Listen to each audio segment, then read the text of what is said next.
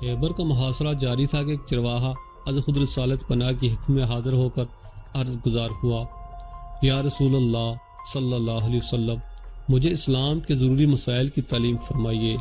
اس شخص کا نام اسود اور لقب رائی تھا۔ تلقین اسلام کے بعد جب اسود رضی اللہ تعالی عنہ کلمہ شہادت پڑھا تو ان کے سامنے دو منزلیں تھیں، اپنی نگرانی کا ریوڑ اس کے مالک کے حوالے کرنا جو قلعہ بند تھا، اور مسلمانوں سے مل کر لڑائی میں شرکت کرنا۔ مگر اب اس ریوڑ کو کیا کرے؟ بکریوں کا مالک قلعہ بند بیٹھا تھا، یہ مالک یہودی تھا، اور خیبر میں صرف یہاں یہودی آباد تھے۔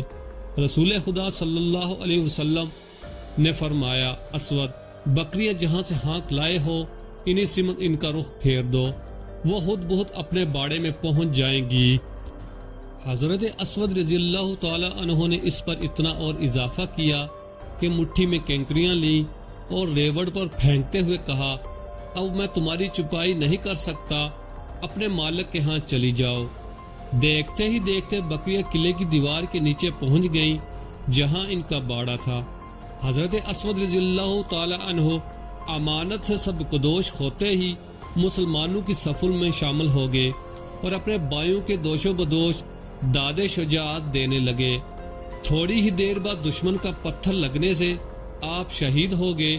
یہ دوسرے مسلمان ہیں جنہوں نے ایک بھی نماز ادا نہ کی، مگر رسول کریم صلی اللہ علیہ وسلم نے ان کی نجات و قبولیت کا اعتراف فرمایا۔ تفصیل اس جمال کی یہ ہے کہ رسول اللہ صلی اللہ علیہ وآلہ وسلم کے سامنے حضرت اسود رضی اللہ تعالی عنہ کی لاش رکھی گئی تو آپ صلی اللہ علیہ وسلم نے شرم و حیا کی حالت میں منہ دوسری طرف پھیر لیا، اور ایک لمحہ کے بعد جب لاش کی طرف متوجہ ہوئے تو عرض کیا گیا، یا رسول اللہ صلی اللہ علیہ وسلم، منہ پھیر لینے کا کیا سبب تھا، اور آپ کو حضرت اسود رضی اللہ تعالی عنہ کی لاش سے کیوں حیا آئی؟